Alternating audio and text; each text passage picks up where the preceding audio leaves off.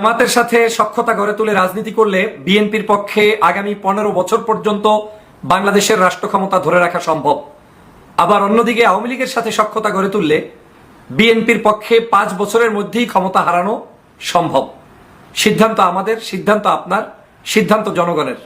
আমরা কি 5 বছরের মধ্যে আমাদের দেশের স্বাধীনতা, সার্বভৌমত্ব হারাবো, নাকি লম্বা সময়ের জন্য আমরা বাংলাদেশের রাজনীতিতে টিকে থাকবো, সেটাই আজকের আলোচ্য বিষয়। আসসালামু আলাইকুম। জামাত ইসলামের সাথে সখ্যতা গড়ে তুলে রাজনীতি করলে বিএনপি 15 বছর ক্ষমতা থাকতে পারবে, আর যদি আওয়ামী লীগের সাথে সখ্যতা গড়ে তুলে রাজনীতি করে তাহলে 5 বছরও টিকবে না। সুপ্রদর্শক, এমনই ঘোষণা দিয়েছেন বিএনপি নেতা ডক্টর ফয়জুল হক। তিনি এ বিষয় নিয়ে বিস্তারিত ব্যাখ্যা করেছেন। আমরা তার মুখ থেকে সম্পূর্ণ কথাগুলো শুনে আসব। জামাতের সাথে সখ্যতা গড়ে তুলে রাজনীতি করলে বিএনপির পক্ষে আগামী 15 বছর পর্যন্ত বাংলাদেশের রাষ্ট্র ক্ষমতা ধরে রাখা সম্ভব। আবার অন্যদিকে আওয়ামী লীগের সাথে সখ্যতা গড়ে তুললে বিএনপির পক্ষে 5 বছরের মধ্যেই ক্ষমতা হারানো সম্ভব। সিদ্ধান্ত আমাদের, সিদ্ধান্ত আপনার, সিদ্ধান্ত জনগণের। আমরা কি 5 বছরের মধ্যে আমাদের দেশের স্বাধীনতা, সার্বভৌমত্ব হারাবো, নাকি লম্বা সময়ের জন্য আমরা বাংলাদেশের রাজনীতিতে টিকে থাকবো, সেটাই আজকের আলোচ্য বিষয়। প্রিয় সহযোদ্ধা ভাই ও বোনেরা, বন্ধুরা, আমার আজকের বক্তব্য যারা শুনবেন তারা একটু বিষয় খেয়াল করে দেখেছেন। গত 5ই আগস্ট বাংলাদেশের স্বাধীনতা অর্জন হয়েছে। নতুন করে এই স্বাধীনতা অর্জনের জন্য প্রায় 1,500-এর অধিক ছাত্র জনতা, সাধারণ নাগরিক জীবন দিয়েছে, রক্ত দিয়েছে, শহীদ হয়েছে। বাংলাদেশের আপামর জনতা, সেনাবাহিনী, ছাত্র, শিক্ষক, নায়ক নায়িকা, গায়ক গায়িকা সকলের মাধ্যমে, আলেম ওলামা, পীর মাশাইখ, ইসলামিক দল, বড় বড় রাজনৈতিক দল, বিএনপি, জামাত সহ সকলের অবদানের ভিত্তিতে আজকের এই স্বাধীন বাংলাদেশ। কিন্তু এই স্বাধীন বাংলাদেশের পরবর্তী সময়ে আমরা দেখছি বাংলাদেশে একটি মহল, কুচক্রী মহল বলতে পারেন, কিংবা তাদেরকে আপনি কোনো ষড়যন্ত্রের অংশবিশেষ মনে করতে পারেন, তারা আজকের বড় বড় রাজনৈতিক দলগুলোর মধ্যে অনৈক্য সৃষ্টির জন্য চেষ্টা চালিয়ে যাচ্ছে। দীর্ঘ প্রায় 16 বছর পর্যন্তই আওয়ামী লীগের একটি প্রচেষ্টা ছিল এদেশে বিএনপি যাতে কারো সাথে রাজনীতি করতে না পারে এবং বড় বড় রাজনৈতিক দলের সাথে যাতে সখ্যতা গড়ে তুলতে না পারে, সেজন্য ষড়যন্ত্র অব্যাহত রাখা।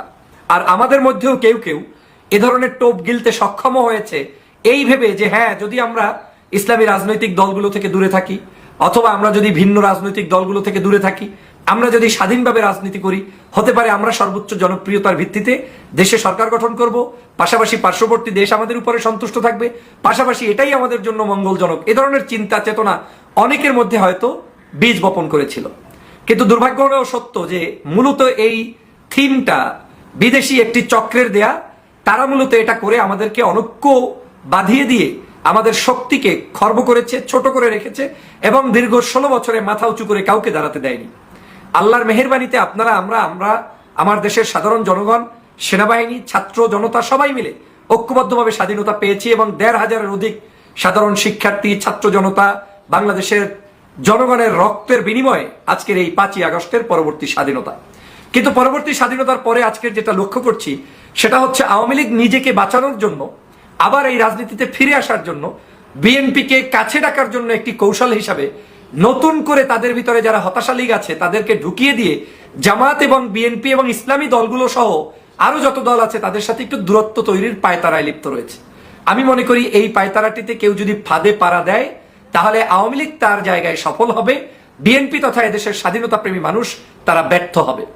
কারণ আপনাকে যদি সহজেই বলি, বাংলাদেশে আওয়ামী লীগ এমন একটি দল যারা যে কোনো মূল্যে আপনাকে যদি আজকে ক্ষমতায় আনে, বিএনপির মতো একটি রাজনৈতিক দল যদি একা একা ক্ষমতায় থাকতে যায় এবং তার সাথে বাংলাদেশের সর্ববৃহৎ সেকেন্ড দল জামাতে ইসলামের মতো একটা দল যদি ব্যাকআপ না থাকে বা সখ্যতা না থাকে, অথবা আন্ডারস্ট্যান্ডিং মানে কি বলে আপনার একে অপরের মধ্যে বোঝাপড়া না থাকে, গ্যাপ তৈরি হয়, শত্রুতা তৈরি হয়, তাহলে আওয়ামী লীগের পক্ষে আগামী 4 বছরের মধ্যে, মানে নির্বাচন পরবর্তী 4 বছরের মধ্যে তারা এমন একটা পরিস্থিতি তৈরি করবে যেখান থেকে বিএনপি উত্তরণ ঘটানোর মতো কোনো পরিস্থিতি হাতে থাকবে না।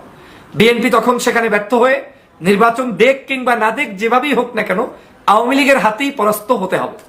কিন্তু যদি আওয়ামী লীগ বিদ্বেষী হয়ে বাংলাদেশের বাকি রাজনৈতিক দলগুলো অন্তত মনস্তাত্ত্বিকভাবে ঐক্যবদ্ধ থাকে, তাহলে বাংলাদেশ জাতীয়তাবাদী দল ক্ষমতায় তো যাবেই, এই ক্ষমতায় যাওয়ার আরো 2-3 টার্ম তথা 15 বছর পর্যন্ত দীর্ঘমেয়াদী ক্ষমতায় যাইতে তাদের কোনো বাধা থাকার সুযোগ নেই। আমি আপনাদেরকে স্পষ্ট করে বলতে পারি, বাংলাদেশের নিশ্চিত জামাত ইসলামী একটি অন্যতম বড় দল, কিন্তু জামাত ইসলামী বাংলাদেশ আজকের তারা তাদের জায়গায় হয়তো শক্তি অর্জন করবে, তাদের হয়তো বিশ্ববিদ্যালয় থাকবে, কলেজ থাকবে, মেডিকেল থাকবে, ব্যাংক থাকবে, ডিসি থাকবে, সচিব থাকবে, এসপি থাকবে, পুলিশ থাকবে, প্রশাসনে অনেক জায়গায় তাদের মতাদর্শের লোক জনবল তৈরি হবে। এটা অবাস্তব নয়, এটাই বাস্তব সত্য। কিন্তু এই জামাত ইসলামের লোকগুলো থাকা সত্ত্বে অন্ততপক্ষে তারা বাংলাদেশের গণতন্ত্রকে ধ্বংসের জন্য চেষ্টা করবে না। তারা বাংলাদেশের বিএনপি যদি নিউট্রালি জনগণের ভোট নিয়ে ক্ষমতায় আসতে পারে, জামাত তাদেরকে সহযোগিতা করে ক্ষমতা টিকিয়ে রাখার জন্য চেষ্টা করবে, পিছন থেকে সহযোগিতা করবে। কিন্তু তারাও শক্তিশালী হবে, তাতে কোনো সন্দেহ নেই। তারা তাদের জায়গায় কাউকেই ছাড় দিবে না, এটাই বাস্তবতা। কিন্তু ছাড় না দেওয়ার পরেও তারা অন্তত বেইমানি করবে না, বিএনপি দীর্ঘমেয়াদে ক্ষমতায় থাকতে পারবে। কিন্তু যদি আওয়ামী লীগের সাথে আপনার সখ্যতা হয়, জামাত যদি আপনার শত্রু হয়, তাহলে কতগুলো খারাপ দৃষ্টিভঙ্গি আমার দৃষ্টি থেকে রয়েছে। তার মধ্যে অন্যতম হচ্ছে আপনি প্রথম 5 বছরই ক্ষমতা হারাতে চলবেন। কারণ একদিকে জামাত ইসলাম অন্যান্য রাজনৈতিক দলগুলোর মধ্যে অনৈক্য থাকার কারণে স্বভাবতই তারা ধরে নিবে যে বাংলাদেশে আমরা আওয়ামী লীগের বিরুদ্ধেও রাজনীতি করে 16 বছর টিকে থাকতে পেরেছি, আমাদের ভাইয়েরা জীবন দিয়েছে, কেউ কেউ মারা গিয়েছে, কেউ কেউ শেষ হয়ে গিয়েছে, জীবন শেষ হয়ে গিয়েছে, তো আমাদের হারানোর আর কিছুই নেই। অন্যদিকে বিএনপি, তারাও আমার উপরে জুলুম অত্যাচার করছে, আমাকে কোনো স্পেস দিচ্ছে না, আমার সাথে কোনো সখ্যতা করে তুলছে না। That means all are same, তারা দুইটাই আমার জন্য সমমানের হয়ে যাচ্ছে। যখন দুটোই সমমানের হয়ে যাবে, তখন স্বভাবতই তাদের রাজনৈতিক জায়গাটা তৈরি হবে একটু তৃতীয় জায়গায়, এবং সেই তৃতীয় জায়গাটা যদি স্বাধীনভাবে তারা চলতে শেখে বাধ্য হয়ে, যেহেতু উপায় নেই, তখন সেই জায়গাটাই বিএনপির জন্য শক্তি খর্ব হবে। এখন জামাত ইসলাম তাহলে কি টিকতে পারবে ভালো করে? হ্যাঁ, জামাত ইসলাম তাদের রাজনৈতিক জায়গা থেকে, যেহেতু তারা একটি আদর্শবাদী সংগঠন এবং তারা দেশ, দুনিয়া এবং আখেরা উভয় দলের উভয় জায়গার নিয়ে রাজনীতি করছেন, তাদের অনেকগুলো এজেন্ডা আছে, সেই এজেন্ডায় তারা সফল হবে। তারা হয়তো এই 15 বছর যেরকম কষ্ট করে চলেছে, আগামীতে তারা এমন একটা পর্যায়ে যাবে সেখানে তারা হয়তো এর চেয়ে কষ্ট কম করে চলা লাগতে পারে, কিংবা বেশিও করা লাগতে পারে। আবার অন্যদিকে আওয়ামী লীগও চিন্তা করবে, আমরা যা গত 15-16 বছরে করেছি, আগামী দিনগুলোতে আমাকেও টিকে রাখতে হলে, টিকে থাকতে হলে বাংলাদেশের প্রধান শত্রু যাকে বানানো দরকার তাকে বানিয়ে বাকিদেরকে সখ্যতা গড়ে তুলে যদি আমরা টিকে থাকতে পারি, তাহলে আমরা টিকে থাকবো। তখন তারা কি করবে?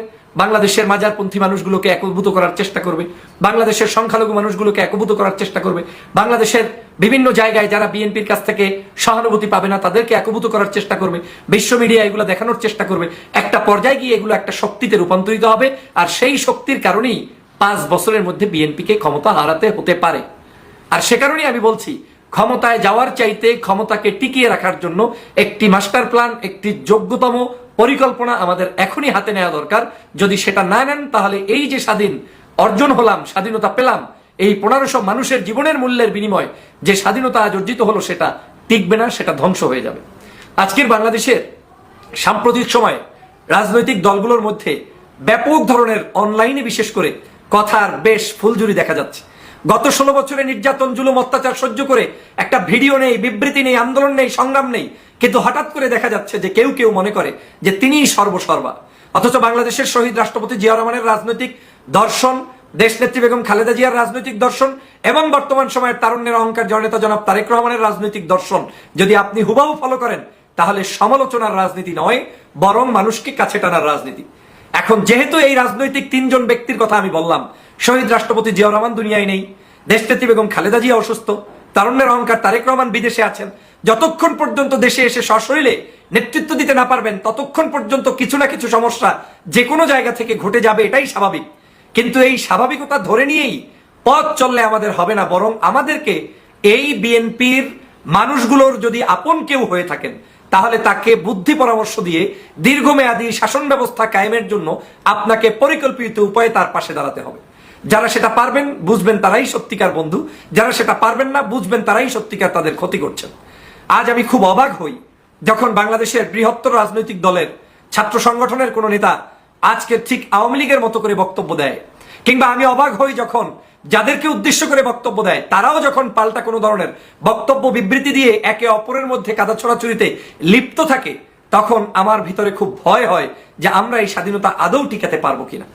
বাংলাদেশে আমার পরামর্শ হচ্ছে, যদি আমাদেরকে স্বাধীনতা টিকাতে হয়, লম্বা সময়ের জন্য রাজনীতিতে মাঠে থাকতে হয়, তাহলে আমাদের উচিত হবে আপনার এই জামাত ইসলামের সাথে সখ্যতা গড়ে তুলে আগামী দিনের পথ চলা। শুধু জামাত ইসলাম নয়, বাংলাদেশের বাকি রাজনৈতিক দলগুলোর সাথেও এমন একটি সখ্যতা গড়ে তোলা, যেই সখ্যতাটা হচ্ছে ফেসিবাদী শেখ হাসিনার বিরুদ্ধে, আওয়ামী লীগের বিরুদ্ধে, এবং আগামী দিনে দেশপ্রেমিক নাগরিকরা ঐক্যবদ্ধভাবে দলের কার্যক্রম পরিচালনা করে দেশের স্বাধীনতা রক্ষার একটি ঐক্যবদ্ধ প্ল্যাটফর্মের সখ্যতা।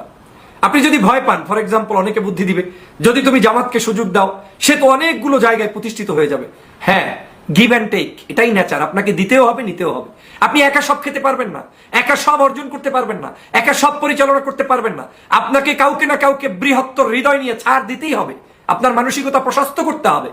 অতএব জামাত ইসলাম শক্তিশালী হবে, জামাত ইসলাম টাকা পয়সার মালিক হবে, জামাত ইসলাম ক্ষমতায় অনেক বড় শক্তিশালী ভূমিকা পালন করবে। এমনও হতে পারে যে জামাত ইসলাম আপনাদেরকে কোনো এক সময় হটিয়ে তারাও ক্ষমতায় আসতে পারে, তাতেও বিএনপির কোনো ক্ষতি নেই। এজন্য নেই যে আওয়ামী লীগ তো ক্ষমতায় আপনাকে হটিয়ে আসবেই। অতএব আওয়ামী লীগের বিপক্ষে যদি শক্তি অর্জন করতে হয়, তাহলে আপনি এখন তাকে ছাড় দিয়ে রাজপথ ঘুচিয়ে ঐক্যবদ্ধভাবে এগিয়ে চলবেন। আপনি রাষ্ট্র ক্ষমতায় আমার ধারণা মতে পরপর 2-3টি নির্বাচনে যাওয়া সম্ভব, ফ্রি ফেয়ার ইলেকশনের মধ্য থেকেই যাওয়া সম্ভব। কিন্তু যদি সেটা করতে না পারেন, তাহলে কি হবে? পরবর্তীতে এই আওয়ামী লীগই ক্ষমতায় আসবে, কিন্তু আওয়ামী লীগ আর আপনার মধ্যে একটা চারিত্রিক পার্থক্য রয়েছে। সেটা হচ্ছে এই, আওয়ামী লীগ যেদিন ক্ষমতায় আসবে সেদিনই সকল সংস্কারকে বাদ দিয়ে মাটির সাথে ধুলায় মিশিয়ে দিয়ে তার মতো করে রাষ্ট্র ব্যবস্থা চালাতে সক্ষম এবং চালাবে। এটাই তাদের নেচার। তারা হচ্ছে ডু আর ডাই, মানে আজকে করো অথবা মরে যাও। এবং সেটাই হয়েছে। স্বাধীনতার পরে শেখ মুজিবুর রহমান সাহেব বাংলাদেশে এসেছেন, তারপরে তার ক্ষমতার লোভ, জনগণ এবং তার পার্টির অবস্থা, এবং বাংলাদেশের স্বাধীনতার পরে যে অনিয়মতান্ত্রিক রাষ্ট্র চলেছে তা দেখে জনগণ যে কেউ বুঝেছে যে তাদের হয়তো সময় ঘনিয়ে এসেছে, এবং তাই হয়েছে 15ই আগস্টের মাধ্যমে। আজ শেখ হাসিনার যে পতনটা হবে সবাই জানতো, তারা কিন্তু একই উপায়ে শেখ হাসিনা যতদিন পেরেছে ক্ষমতা টেনে রেখেছে, যখন পারেন নাই তখন এটা ব্রেক ফেল করে তাকে পালিয়ে যেতে হয়েছে। আগামী দিনেও আওয়ামী লীগ আসলে তিনি সংস্কার করে দেশ চালাবেন না। তিনি আওয়ামী লীগ আসলে আবারও ধারণা নিবেন যে আমাদেরকে কোনো না কোনো সময় পালিয়ে যেতে হবে, কিংবা যা ইচ্ছা তাই করতে হবে। অতএব লম্বা সময় ক্ষমতায় থাকতে হলে সবাইকে পিটিয়ে টিটিয়ে অনির্বাচিত সরকারের মধ্য দিয়েই তারা ক্ষমতায় থাকবে। সেটা কিন্তু বিএনপি পারবে না।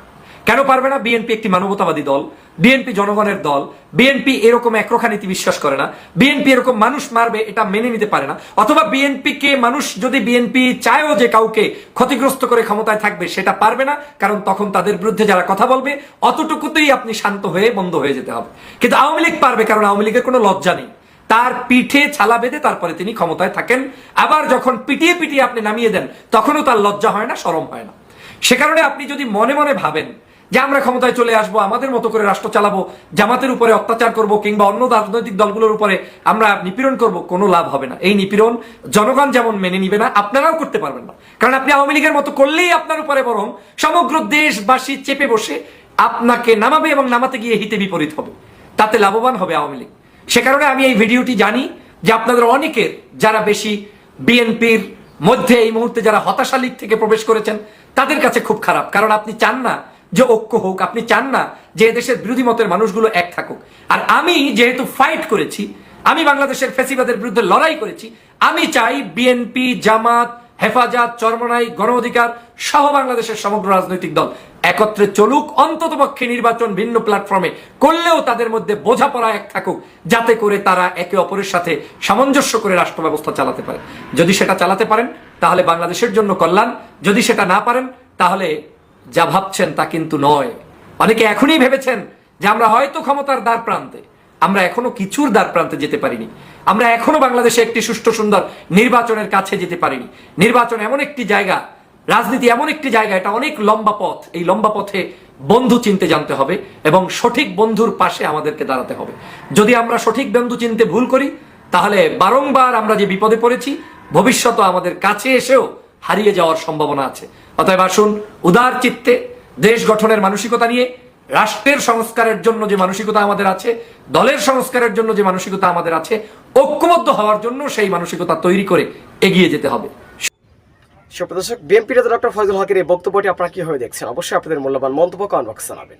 সবসময় সত্য নির্ভরশীল তথ্য পেতে স্বাধীন বাংলা ইউটিউব চ্যানেলটি সাবস্ক্রাইব করে আমাদের সাথে থাকুন। আসসালামু আলাইকুম রহমতুল্লাহি ওয়া বারাকাতুহু।